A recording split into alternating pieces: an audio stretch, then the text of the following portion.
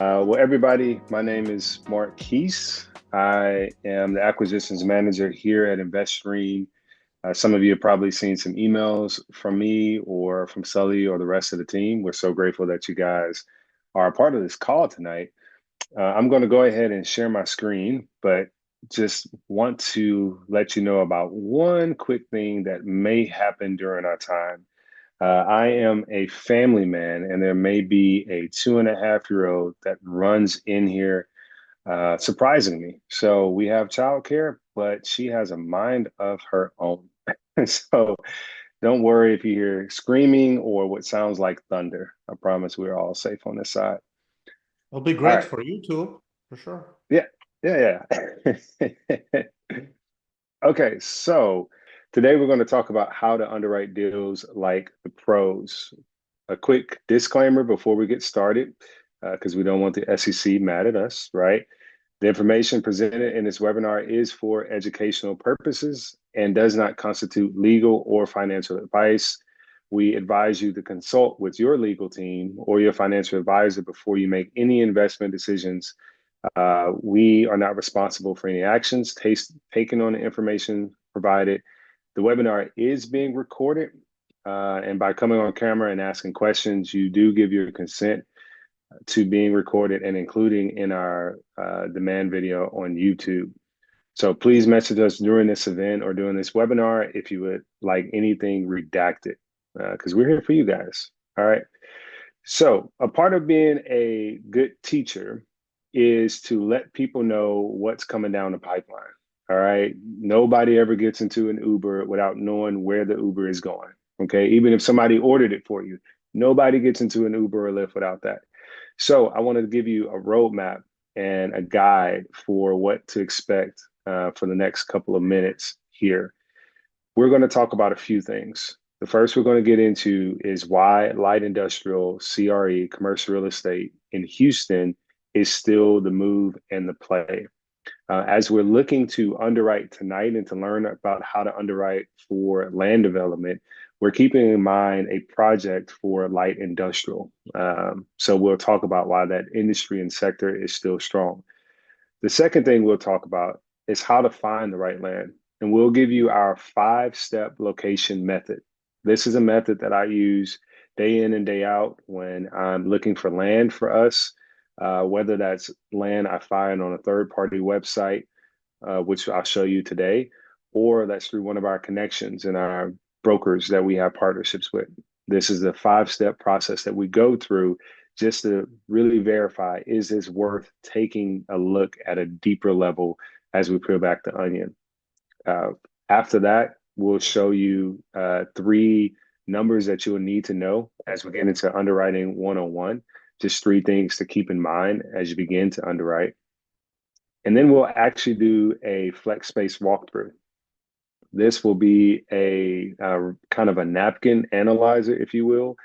I want to show you exactly using the tools here with our 5-step location method, how to identify potential land sites for light industrial flex space development, and then to show you how I myself underwrite these from a napkin analyzer before I engage with brokers or take it into the next step. Okay. And then after that, we'll have some questions. So, welcome to the party. Welcome to the laboratory. Welcome to the experience. Any questions before we get started? I want to be mindful of that. Perfect. You guys are locked in. I love it. Okay. So let's first talk about why light industrial CRE here in Houston. At a part of our portfolio at InvestStream includes multifamily assets. It includes some development projects as well, but specifically why light industrial here in Houston. The first thing that you need to know about that is Houston is one of the top markets for industrial growth. I was recently at a BizNow event back in March. BizNow is one of the leading insights in commercial real estate space. And what I learned there is that there are actually 2 ports here in Houston that we use often. And one of those ports is at the same depth as the Panama Canal and even the same width. That's important for us because the same ships that are traveling internationally through the Panama Canal are able to land into port and undock here in Houston.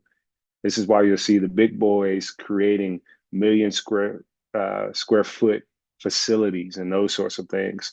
There was over 3 billion in transactions recently in Houston, right? So Houston is still a growing city. Houston is still a dominant player in logistics, and this is the place really to be.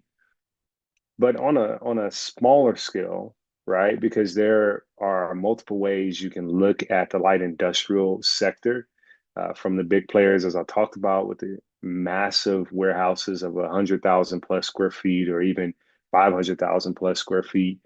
There's a company that purchased 1,000 acres recently, right? So this could get as large as that, but the field that we play in is more in the light industrial flex space. What this space is really building square footage that's under about 50,000 square feet, and we target small businesses, service providers, and last mile distribution. Here is a look at what a flex space would typically look like if you're passing by it on the road. It looks like an office warehouse. So you'll see that there are bay doors here and garages. You'll see that there is a main entrance and things of that nature. It has the frontage of retail, but it's actually an office warehouse. And this is great because if you have a small business that is growing outside or has, increased their revenue, they move from their garage to now one of these facilities. You may have a service provider like a electrician or a plumber who's providing services to a local community. They'll use these places as well. So flex space remains a great ideal for these kind of tenants. There's also low barrier of entry compared to multifamily or office. And we ourselves have a background in land development, commercial real estate, and in underwriting these kind of projects and properties. And you can learn more about that in our webinar we did on See the Hidden Gems. All right, cool, cool, cool. Let's keep it moving. Let's keep it rolling. All right, so here is where the sauce happens. Okay, this is where the cookie gets made, the cake gets baked, the pizza gets layered. All right, so this is how we find the right land. This is our 5-step location method. Okay. What I'm going to share with you now, again, is what I use to locate prime properties here in Houston and the way in which you can find that. All right. So I'm going to have to do a little bit of jumping back and forth to show you some of the websites that we use, but we wanted you guys to have the tools. So if you wanted to go and find land yourself or underwrite it yourself, you kind of knew how to start. And then also, when you're doing your own due diligence, right? We always invite our partners and our investors to do your due diligence. Take time to look through the documents, review it yourself, right? Because we want educated, informed partners. That's what we value, and we try to add that value through these webinars, right? Okay, and so here are a couple of ways that we do this. Let me show you guys. All right, so our 5-step method. Here it is. LoopNet, Justice Map, floodplain, motor vehicles per day, and a supply demand check. All right, we look at LoopNet, Justice Map, federal floodplain, motor vehicles per day, supply and demand check. Now I'm going to go through each of these to show you what it looks like on the website and how we use these tools. And then later we'll actually use them in a case study to identify where a potential land site might be for a light industrial project. Okay. So this is going to get fun. I get excited about this type of stuff. So I don't know if y'all share that excitement with me, but I love finding hidden deals. All right. I love finding steals. And so here we go. Our first one is LoopNet. LoopNet is a third-party website. Okay. When you come onto LoopNet, you're able to find all kind of properties. You can find properties for lease, for sale, for auction, etc. We're more interested in finding property for sale. Okay. I'm just going to click on this so that we can quickly see in here. But you'll see the different assets that are listed here, and they also have a map and other things of that nature as well. Okay. The second thing we'll get into is Justice Map. Justice Map's data actually comes from the Census Bureau. And what it does is two things. One, you can learn the demographics of a particular area. Okay, so you see here 2020 and 2010. You can compare some trends if you wanted to. But what we use this for is a thing called income. And when you look at the income, you're able to take whatever area of Houston that you're looking in, and it color coordinates it to the median level income for that particular area. All right. And here's a hot tip. I often tell operators and sponsors who are looking to invest into Houston to be mindful of the east side of Houston, right? If you're just looking at this map, you can see a lot of the red is north in between 610 and Highway 8 and Beltway 8, as well as to the east of downtown, right? Just look at that comparison. Inside the loop on the west, inside the loop on the east, okay? And so when you come into this and you're looking at a particular area, let's say you're looking at the Rice military area, you can click on it. And what it does is it provides you with the census tract. So the average income is $126,000, right? The population for that is 4,400 in that particular area. Okay. In comparison to, let's say your North Spring branch or Northwest, you see the income is below 50. And again, this is based on the 2020 census. All right. So when we find land sites in Houston, we typically want to follow where 99 is on this corridor here. Okay. Because 99, when you look at it on this map, everything is blue around 99 pretty much. Okay. And that's where a lot of growth is happening. So we'll look for those areas. The third tool I shared with you guys is our flood education mapping tool.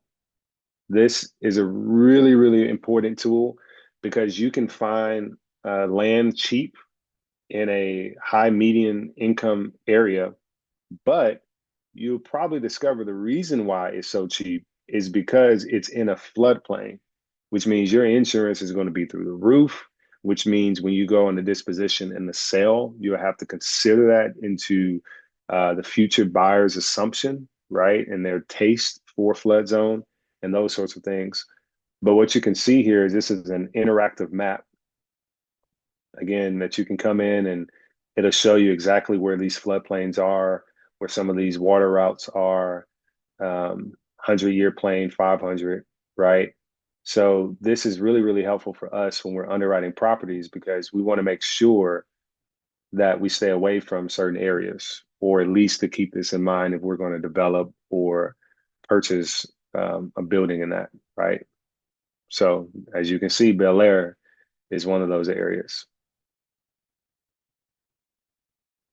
The next thing we talked about are our motor vehicle counts.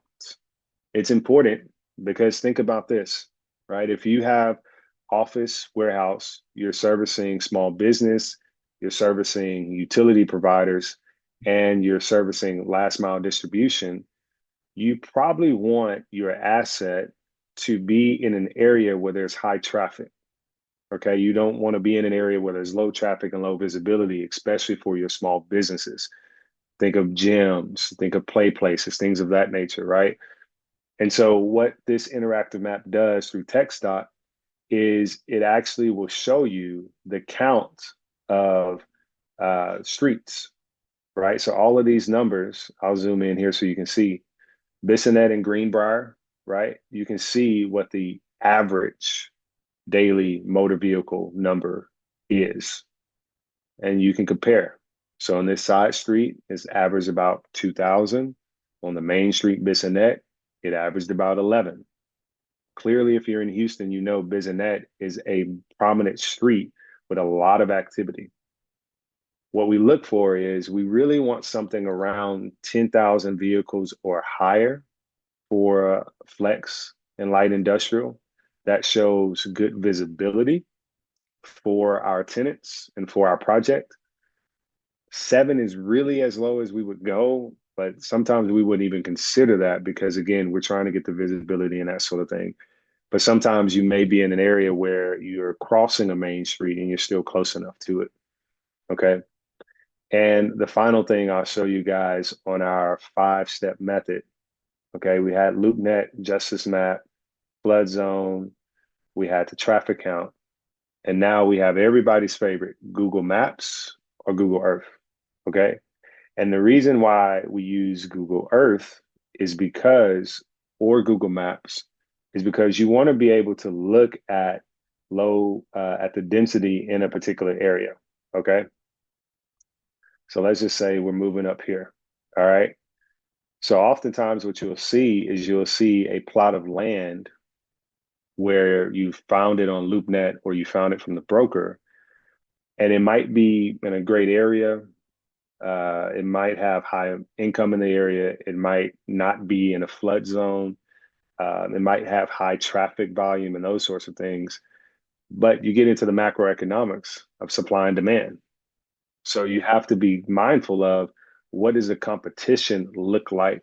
What's being developed in the area? And what does the area look like? Because if you're bringing a class A product to a class C area, right, that's going to stand out. That's going to look a little different. And sometimes these cities or municipal areas have building permit codes where you may have to build your asset to match the buildings that are around it, right? And so what we'll do is we'll come here and we'll just take a look. If we want to be on this plot of land, for example, we'll say, oh, okay, here's a couple other companies. This looks like maybe there's some light industrial here, some office warehouse we need to be mindful of, and that sort of thing. Um, so we look at the competition, but the second thing we look at are the growth trends. Are we in an area where there are a lot of development or a lot of homes? Because we want people. Again, we're in the business for we're thinking about our tenants when it comes to flex. Our people are in the business of being service providers. So you want to find homes that are nearby where, if there's a plumber, he or she is in between great communities and there's a high need for that. Same with electricians, same with HVAC, right?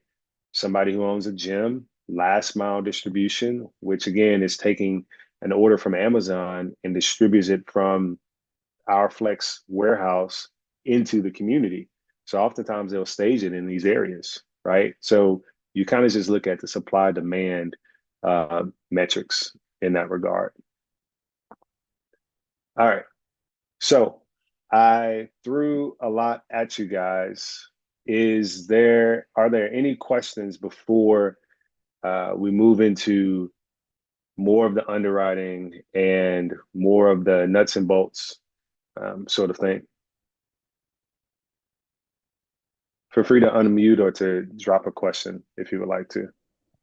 We had some good comments in the chat about other tools as well from Steve. If you wanted to check those out, it says for specific communities or locations, I use text traffic maps, city utility maps to verify sewer and water availability.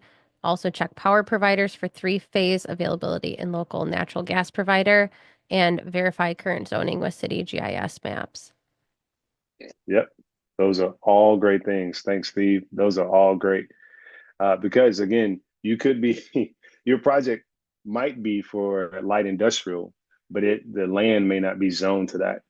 And then you also have to consider what wattage, electricity wattage, you're going to be pulling, because nowadays you have to be more cognizant of that, honestly. Those are really great tools. Thank you for sharing that. That obviously we're looking at the layout of the land and where are those utility points, how close they are. Is it wooded? Does it need a lot of grading? Those are all things that are going to add cost to the land to make it shovel ready.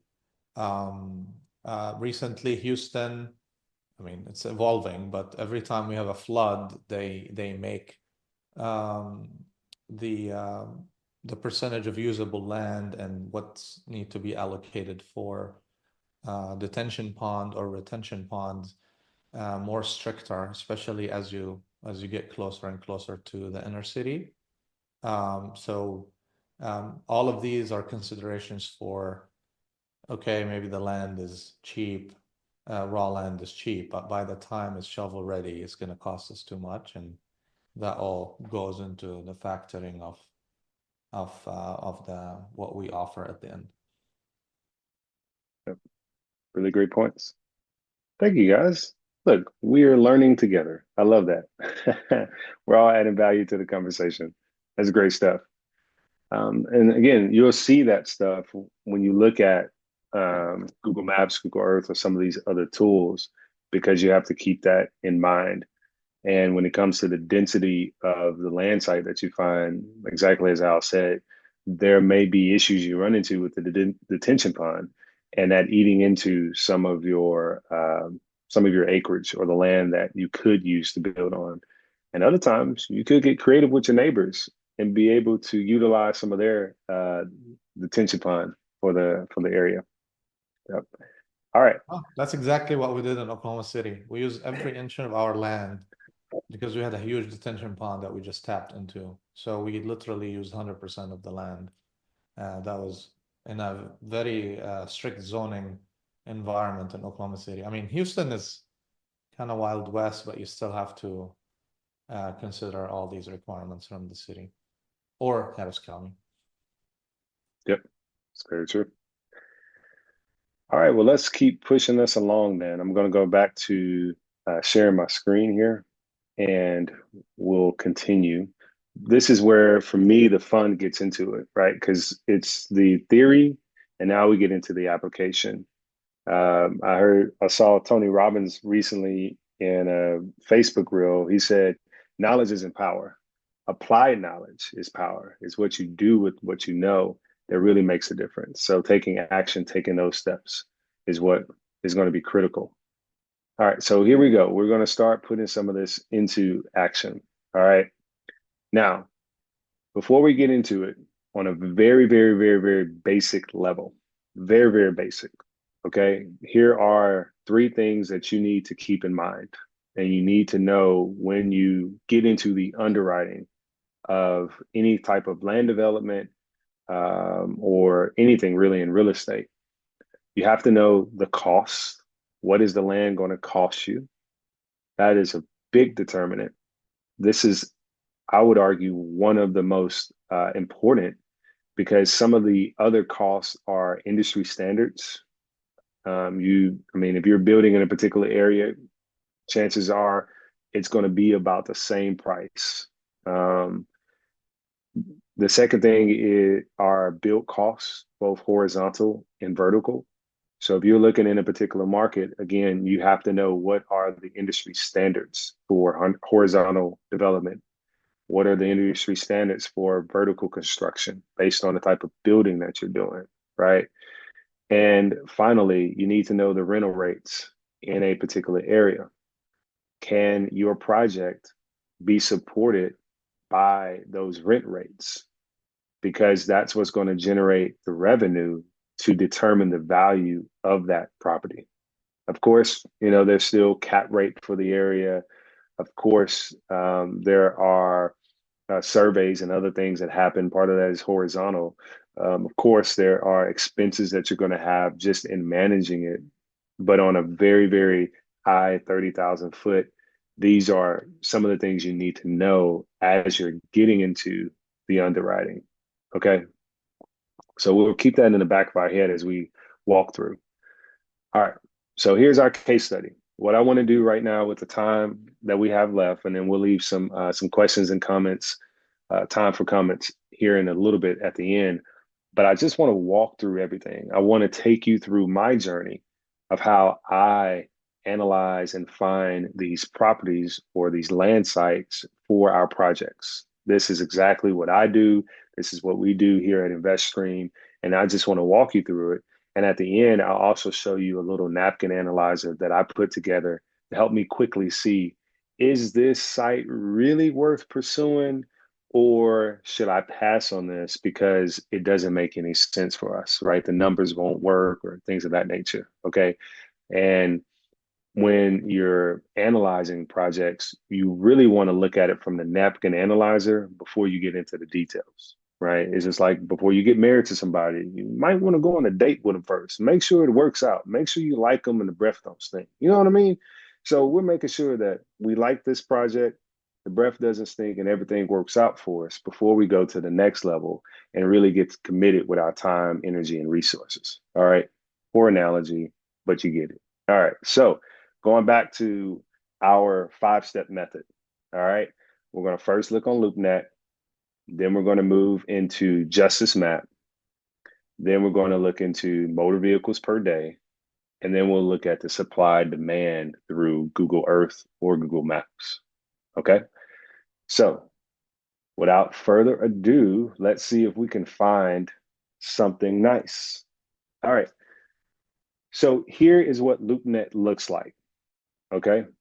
Here's what LoopNet looks like. When you're on LoopNet, it's going to be all of these red icons. These indicate properties that are for sale, either as land or as freestanding buildings. What you want to do is you want to come in and you want to filter for what you're looking for. Okay, so we filter for sale, and we'll then go to property types. And when we go to property types, we're not going to select office or industrial, but we're actually going to come down to select land. Okay.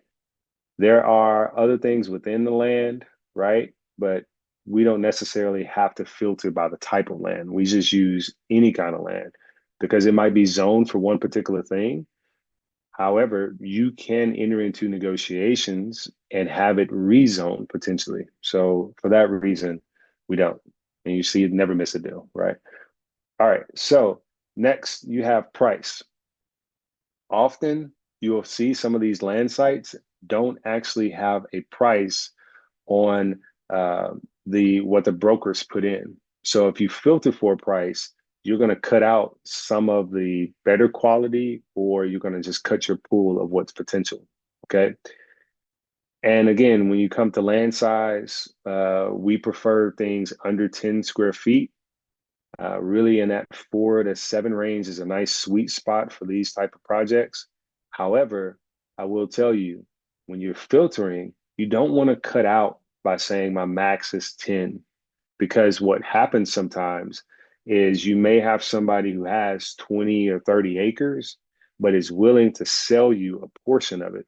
So if it hits all of your other buy box criteria and it looks good, then you know how to approach the broker to have that conversation with the owner. Hey, we really love this. It looks like everything's penciling for us. I see this is 20 acres. Are they willing to let go of the 4 acres here in the corner or in the back? Right. So this is why we don't filter for that. Okay. So when you're looking at the map in Houston, all right, we just filter for 2 things: land for sale. That's all we're looking at. There's a ton of land, right? Everybody and their cousin and their uncle is selling land, right? Mama's been sitting on it and it's passed down to the children, right? So when you're looking at this, to know where to find the good land, you have to think about, where will my project be best utilized? Where can I see my best bang on return? That's when you come to Justice Map, okay? Because we're trying to build in areas that have the higher and medium income. These areas typically have more affluent families. They also typically have better school districts because of the taxation, which means they are hubs for migration, right? People want to live here. People want to travel here. People want to go to school here, which is perfect because that's where we want to be with a flex space. So as you can see here, we have 99 again is what we like to use, all the way from New Territory, Sugarland area, up to Cinco Ranch and Katy, all the way to Cypress, Tomball here as well. You have Klein and that sort of thing. So when we're looking at where do we want to find land, we oscillate or we go back in between, okay, what is the justice map showing us? And what do I see as the land sites for sale on LoopNet? All right, so I'm just going to choose one so we can walk through this exercise. I'm going to say, what about here off of 290 and Spring Cypress? Okay, this area around here sits at 150,000. This area sits at 113. This area in lighter blue sits at 100. So pretty much anything in this area, this is at 80, pretty much anything in this area is going to be above 100,000 in medium household income. So this is great. Okay. So now I've identified that area. Then I'm going to come back to LoopNet and I'm going to say, all right, this is 290 just south or southeast of 99. So let me find 290, 99, perfect. Are there any land sites over here that I can find? You already, just in doing that, have eliminated the noise. You began to focus and you said, all right, here's where I want to be. So now that you're in this particular area, right, you have Spring Cypress and Barker Cypress Road. Remember when we were over here, Spring Cypress, right? You see that? And you see Barker Cypress Road. So we know if we build over here to the west side or to the south and southwest, we're going to higher. If we build over here to the northeast, we're just a little bit lower. Honestly, this won't make that big of a difference, but it is something just to be visually mindful of. Because when we come here, we see that we have a land site in this area on the northeast side. And then we also have one over here, two over here as well. And this is what I told you guys before. Notice it says price upon request. So if you have put in a price to filter, this would have been removed because it doesn't fit that price. All right. So now we've identified three potential candidates, Barker Cypress and Spring Cypress area here east of 290. All right. So now what we're going to do is we're going to come to the flood zone area. And when we come to the flood zone, this is an interactive map that we have. Perfect. We can come here. We can say, all right, here's 99. Here's 290. Where are we going to be? That's Louetta. That's Mason. Let's see. All right, so that's 290. Barker Cypress should be right over here. Spring Cypress. And again, this is what I have to do. See, Spring Cypress and Barker Cypress. All right, so we found Spring Cypress. Perfect, right here. Okay, boom. Now notice this. Spring Cypress and Barker Cypress. These are in a flood zone area. So it's something to be mindful of. Doesn't take it out, but it just means if I'm going to build over here, I need to be mindful of this with my building costs, as well as what will the end buyer think of this area being in a flood zone and the impact of their bottom line from insurance. Okay. So what we see here is if we just kind of stick away, and this is obviously this is a bayou or some type of river, not river, but body of water, right? So again, let's just compare. Where is this piece of land at? You see it's right here on the dry creek. Those two mean that they are more than likely going to be in the floodplain. And we'll see that. Let me show you guys. Yep, you'll see it right here. That's where the creek is. We have dry creek running through. So more than likely, if we were to choose one of these land sites, although they're in a higher income area, what would happen is they would be in the flood zone. So maybe we go for the one that's up here just to give ourselves room to not be in that flood zone. Okay. So we'll see. If we give ourselves room and when we go to the northeast here, it looks like we're going to be in the clear. Okay. Looks like we'll be in the clear. Huffmeister, Barker Cypress is here. Here's Huffmeister. Okay. So we have Barker Cypress. Here's Huffmeister. We're still playing with fire, right? Well, technically water. But you guys get it. I'm gonna push us on so we can continue to move through this underwriting. All right, so here's Huffmeister, and we have a piece of land that's here just south of Luetta. Okay, and Luetta is this road right here. So we know probably in here may or may not be in a flood zone, but we'll have to confirm. All right, so we're going to underwrite this one. This piece of beautiful land right here on Huffmeister and Luetta. All right, this is where we're going to underwrite for. It's in a great medium income. It may or may not be in flood zone. We're going to have to double check. And so now we're going to have to look at the traffic count. Okay. We're going to have to look at the traffic count. Any questions as I'm going through this with you guys?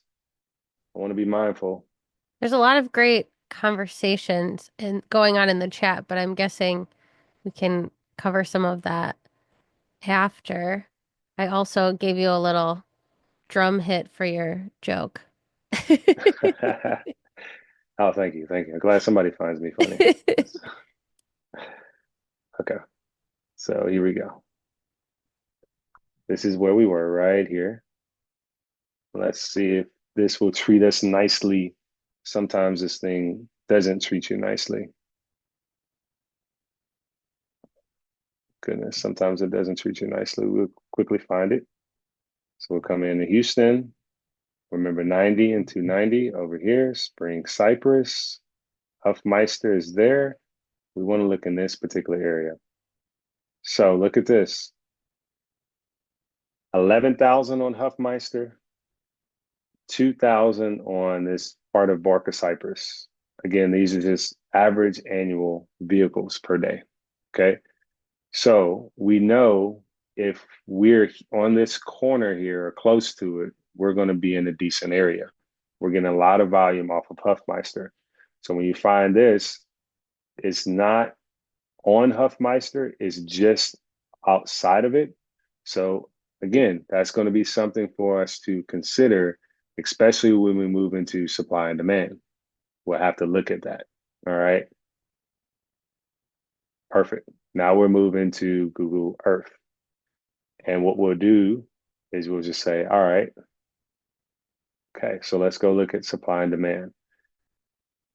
It's hard on maps, but you just find the loops. There's Beltway 8. Here is 99. This is going to be 290. Perfect. And this is our little area right about here. Okay. So we have Huffmeister and we have Barker Cypress, I believe, is right here. Sometimes these things don't want to treat us well, but we know. All right. So take a look at this. Okay. Huffmeister, Barker Cypress. Huffmeister Road and Barker Cypress is there. So we're on Huffmeister this side. All right. So what we'll do is we'll just scoot it over here. This is where the land site is, somewhere over here, probably this patch. All right. So we have to take a look to figure out what does the supply and demand of this area look like. You can see there's a lot of homes in the area. Excuse me.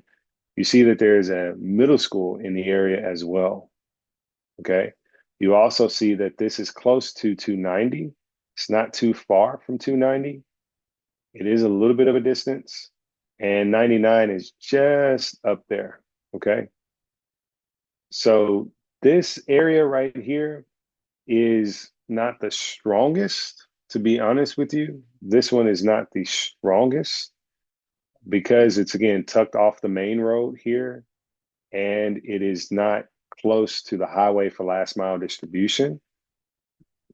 So honestly, we would really have to consider what the rents are for this area, and what kind of project this might be for us. But we may pass on something like this. It just happened to look a little bit deeper into the stuff.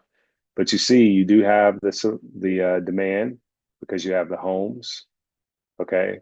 And you see, you do have a middle school, which is very helpful.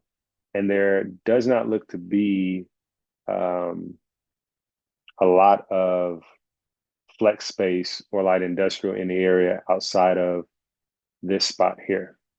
So you have a storage, you have some here, and that's where your competition may come from.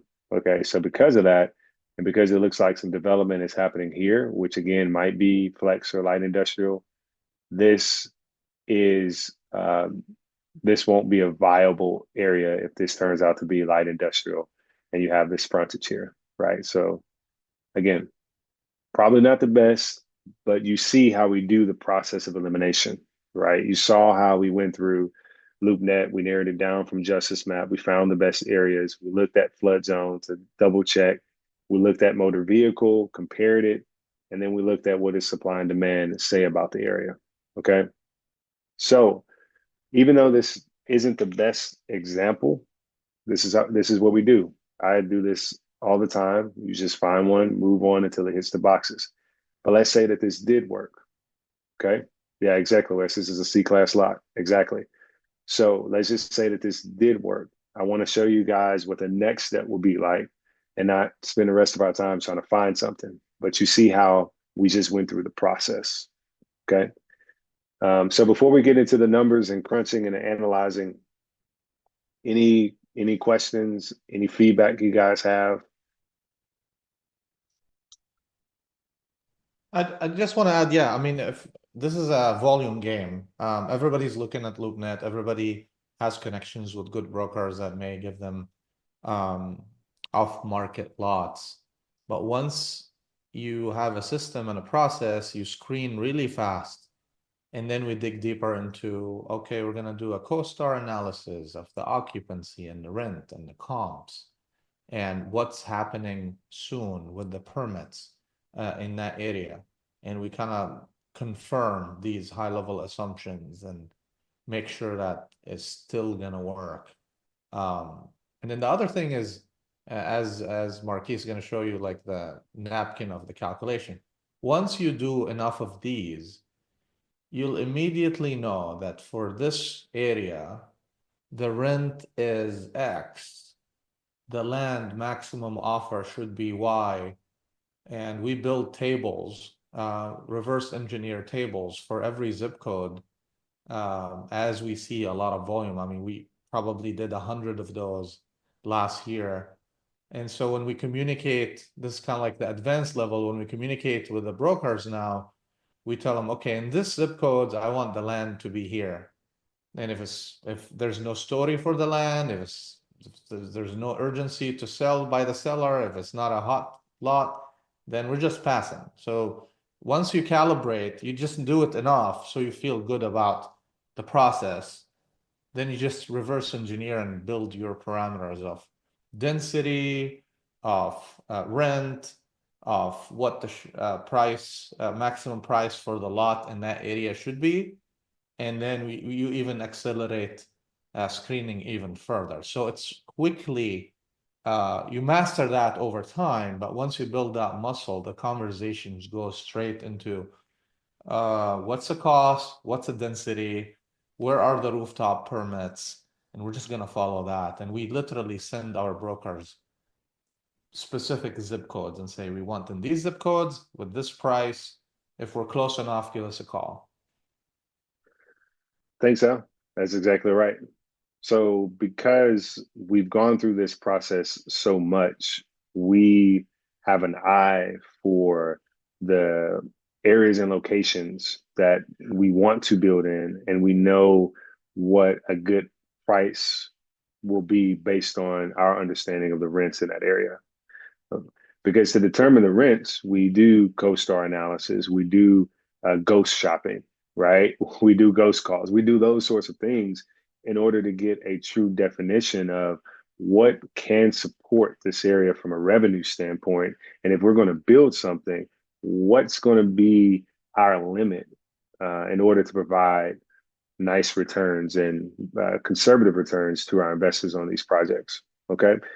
So let's just say, for all intents and purposes, this happened to be a class site in a really great area, and everything works out. The next thing that you have to do is you have to then move into the underwriting, just a quick napkin analyzer. And as we said before, when it comes to the underwriting, we developed just a quick little napkin to show here. Okay. And so I'll share this part of the screen as well. Okay. So you should be able to see my screen here. I'll zoom in a little bit for you guys. All right. This is a dirty napkin analyzer, right? This is you having coffee with a friend, spill coffee on the napkin, but it still works. All right. So this is what it is for us. What's highlighted in yellow are the numbers that are changing in variable. And the rest of them are essentially formulas that I've built into it. Okay. So the property that we were looking at, the land price for that property was 850,000. Okay. It was 850,000. In addition to that, let me show you guys here. In addition to that, the lot size was 3 acres. Okay. So we have land price is 850,000. And then the acres is 3 acres. Okay. So what this gives us is a price per square foot, which will be the land price. I don't know why this one didn't compute, equals that divided by 0 times of 6.5. Okay. 6.5. That's what the price for this is going for. All right. Now, the rest of these are rules of thumb.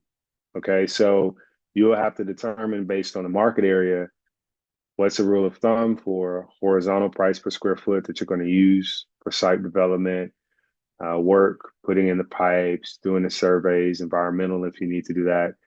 And then a good rule of thumb for vertical price per square foot, what that may look like. What is it going to cost to actually build this?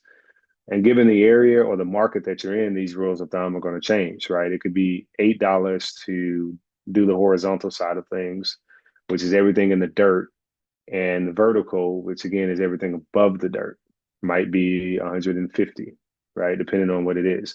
So you see that all of these kind of compute and change, right? And the next thing you have to determine are the rents for that area. Okay, so let's just play around with this. Let's say that we know it's 850,000. We know it's 3 acres. Let's say it's going to take us $8 price per square foot to develop it. Now, what's important to know, and here's another rule of thumb that we use, because again, you're learning how to underwrite with the pros. So we want to tell you what we use. When we're looking at density, density means if this is 3 acres, how much of that acreage can we use as buildable? Because you can't put buildings on all of it. You got to have space for detention ponds and parking lots and utility poles and everything else that comes with a development like this. So we use about 30%, just going with that number. It might be 28, it might be 32, but given the project, like light industrial and flex, you really don't want to get over that 32%. Okay. So let's just say it's $8 horizontal and it's vertical is going to cost us $150 price per square foot, right? We're getting hit with tariffs, everything else is happening. So this is getting expensive. Okay. So if we do that and we see that the rent in this area, because we've done some other analysis, we know this area well, it's like the back of our hand. We know for that particular area, maybe we can get $10 price per square foot. Okay. And the cap rate, because maybe we know the area or whatever a little bit better, is that. Okay. So if we were to do this project as it stood,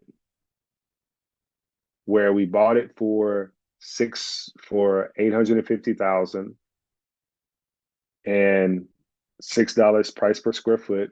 We had an $8 horizontal, 150 on the vertical. Rent was 10.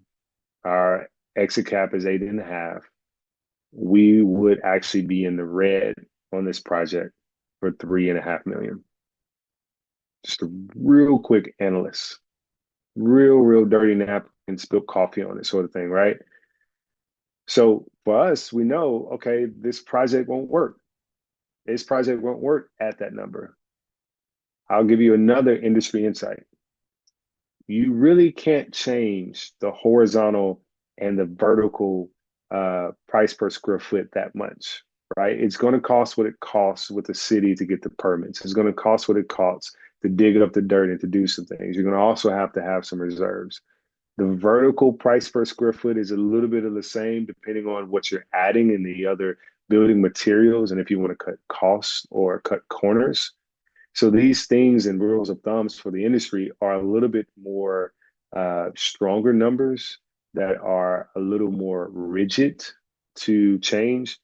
What really has an ability to change more are going to actually be your land price. That's really where it's going to come down to. So if you know, okay, the industry for this area is going to be 8 horizontal, let's just say it's going to be 120 to build it, and we can get rents at 11. Well, now, right, we're at 1.5 million. So what if we were able to get this person down to a 600,000 because we told them, hey, you're in a flood zone. There are not a lot of vehicles coming to your area. This is a Class C area. You're charging 800. It really needs to be closer to 600. Okay. And even still, for us, this wouldn't be able to work. Yeah, Right. I want to add, I mean, we were very transparent with all the brokers and all the sellers. So we send them the underwriting and Yeah. say, tell us why we're wrong. And that creates some creative conversations of maybe they're open to seller finance. Maybe they're not in a hurry to sell it. Maybe it's too big and we're going to take it in bites and create a land development play and do it in phases where we buy the land, maybe get a seller finance that will give us a little bit of freedom to maneuver on the equity side. And then we do it in phases and slow down the requirement for equity, slow down the requirements for lending and all that. So that's when we get creative to make the deal work, even if at face value, if we buy the whole thing cash, it may not work. Yeah. That's exactly right. And so this is what we do. We go through our 5 steps. We look for all of the land that we could find that fits into our buy box, right?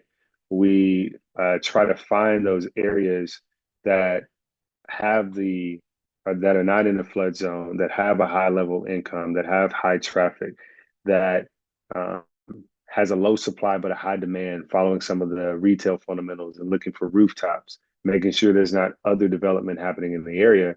And then we come to our napkin, which you see here, and we put in these numbers. And then we ask ourselves the question, okay, well, if it hits all these other boxes, these 5 steps, how can we make this deal work? We start thinking about creative solutions with seller financing. We start playing around with land price. What's the number? And then, as I'll say, we'll submit this to the broker and say, here are our assumptions. Tell us what you think. Tell us if we're off, and let's have a conversation about it. Okay. I try to avoid partnering with the seller because it's strings attached and recipe for headache. But if we do like the seller, we go there. So first we start with seller finance. And then if they're like super excited about their own lot and they heard enough from brokers, then we might entertain a GP or an LP type of structure with the seller. But we try to avoid it first unless we're forced into it. All right, friends. Well, thank you. You now know how to underwrite like the pros. You have the 5 steps that we use. You know how to identify the land sites. You have a napkin. If you want that napkin analyzer, just let us know in the email or in the comment. We'd love to send it to you guys. But before we end, are there any questions, any thoughts, any things you want to add to the mix? I just realized when you shared the napkin, it didn't project on the screen. So I apologize for that. I think you kept showing your browser, but we'll, for anyone who'd like to get the napkin calculator, please let us know and we'll email that to you. Steve, Perfect. thank you for all the comments. I know Wes has provided great insights as well. But we'll open the line if you have any comments or questions. I know we try to keep it simple for the beginners, but also there's a lot of great detailed feedback. So feel free to ask questions or add comments before we end the call here. I've got a question. What's y'all's latest? What are you hearing from customers, prospects, with the tariff issues that we've been dealing with the last couple of weeks? Great. That needs a whole new webinar, but short answer is we're locking in buildings, we're locking in supplies before it goes wild. We did see already a 10% on Canada stuff, whether it's steel buildings or lumber, already. We haven't seen the China effect yet, which will be more related to fixtures and other supplies that are more on the finished side. It's a dynamic thing, and we are not stopping, but we are verifying everything. So we're not surprised by a vendor sort of out of the blue email. We are proactive with the material suppliers and telling them, what are you guys seeing on the lumber, on the steel, on the fixtures, on everything, even concrete. And most of them, they come back and say, not yet, but let's have an agreement where you can lock it now if you order it earlier and that kind of thing. So we ended up working with the lender on our Oklahoma City project saying, hey, we want to lock in all the materials. Don't give us headache on like the title and stuff. Yeah. And so that's just one, I guess, being proactive, but being extremely cautious is still gonna bite us at the end. Yeah, I had a couple of e-commerce prospects that were really, really hot on a 6,000 square foot building, and of course, all their product comes from overseas, and I mean, just the second they started talking tariffs, they kind of got cold. So I'm trying to do a lease purchase with them now to get them back on it. Yeah. From a tenant's point of view, we like to go bigger. Yeah, And more single tenant, more established businesses than our traditional flex. So we, in the Oklahoma City project, we are planning right now 1 single tenant and 2 flex buildings. We may change that mix as we progress into the development. But we're not Yeah. making these decisions now. We want to just finish 1 building at a time and kind of feel the market. The service providers are going to get hurt because people are going to spend less. So your lawn care, your electrician, your plumber, right? E-commerce are going to get hurt. They're already Yeah. switching suppliers to Canada and the US as we Yeah. speak to avoid that. But again, they're going to be more conservative. Lease to own is a good idea, at least to have a long-term conversation. What else? The other ones are the ones we like more. They're a little bit more traction, are kind of like the new, what you call them, the new entrepreneurs that like big high ceiling spaces. So CrossFit gyms, engineering firms, architecture firms, those kind of tenants. So we're seeing a different demand, but we're trying to keep it also. We're not going to cancel what we think is going to be recession hurt, if you will, but we're probably going to change our mix in this environment. The good news is a lot of people will stop. So if you keep going, you're going to Yeah. be of those, again, cautiously, you're going to be in, we see this in senior housing, everybody's stopping, but we're moving forward. We see this Yeah. in medical office buildings, everybody's stopping, but we're moving forward. As long as you are, taking into consideration all of these issues. Yeah, and I think there's some opportunity for some of these tariffs to disappear about as fast as they came up. Correct. So, Correct. yeah, Everybody's like not taking them serious, but they started to show up. So, I think we're just playing at one sort of milestone at a time and seeing what we're gonna do next. But we're yeah, definitely not stopping. We're not the ones who are sitting on the sidelines. yeah. Yep. Great question. We do need to do a webinar about this. I mean, I feel like every 2 days I need to send my investors an update. Sometimes I'm calming them down. Sometimes I'm like, this is the reality. Deal with it. Yeah, yeah. Yeah, you said daily, Al, you were gonna post a picture of your reaction, your Yeah. emotion for the day. Well, Am I actually now smiling? the Am I market. frowning?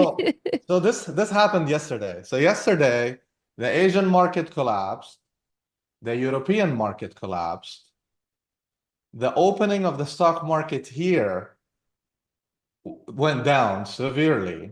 By the end of the day, there was a rumor in New York exchange that Trump is going to cancel some tariffs, and the market rallied just in the afternoon. So like imagine like within the day, it's just getting crazy. We are locking, you guys need to pray for us, but we are locking an interest rate tomorrow actually.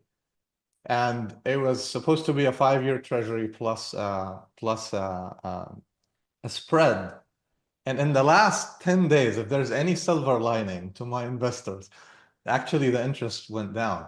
So that's the only good thing that is happening in the last 3 weeks or so. All Sounds right, I good. know Thanks, we're Al. going over, but if there's any other questions or comments before we end the call, Marquise, great job. Thank you. Yeah, thank you. Glad y'all could be in the room with us and share this experience. Thank you, everybody. Thanks, everyone. Have a great night.